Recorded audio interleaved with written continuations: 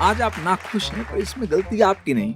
वो गलती किससे, क्यों और कैसे हुई, वो कहानी मैं आपको अगले 2 मिनट में सुनाता हूँ। पृथ्वी पे जीवन के शुरुआती दिनों में जीव एक ट्यूब जैसे दिखते थे। खाना एक तरफ से अंदर जाता था और दूसरी तरफ से बाहर आता था।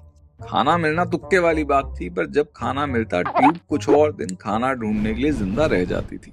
और जो ट्यूब ज्यादा दिन जी जाती थी, फिर वो खुद 1 से 2 हो जाती थी। जब जनसंख्या बढ़ी तो खाने के लिए कंपटीशन भी बढ़ा और कुछ ट्यूब्स ने देखने की क्षमता विकसित कर ली कि तुक्के की बजाय खाना खुद से खोज सकें। फिर देखते ही देखते ट्यूब्स के पैर भी आ गए कि वो खाने की ओर जा सकें, और फिर हाथ भी, ताकि खाना उठा के मुंह में डाल सकें। जब ट्यूब सिंपल थी तो उसके लिए 1 से 2 हो जाना भी सिंपल था। अब 2 ट्यूब्स मिलके 1 ट्यूब बनाने लगी।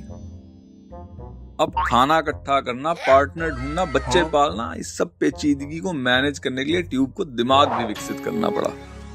लेकिन इसका एक साइड इफेक्ट भी था। अब छोटी ट्यूब बड़ी से पूछने लगी कि हम खाते हैं जीने के लिए और हम जीते हैं खाने के लिए।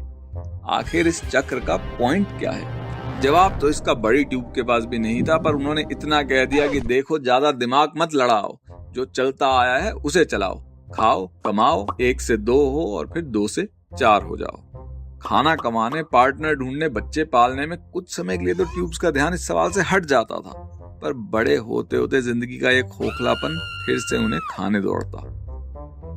तो ट्यूब्स ने कहा कि अगर हम पैसे से और रिश्तों से इस खोखलेपन को नहीं भर सकते तो हम खा खा के इसको भर देंगे। पर चाहे खाना हो या मौज करना, अंततः हम उससे बोर हो जाते हैं, तो ये भी तरकीब काम कुछ करती नहीं। जो मुझे इसका तोड़ समझ में आया वो ये कि भाई, पैदा हुए हैं तो जीना पड़ेगा, जी रहे हैं तो खाना पड़ेगा।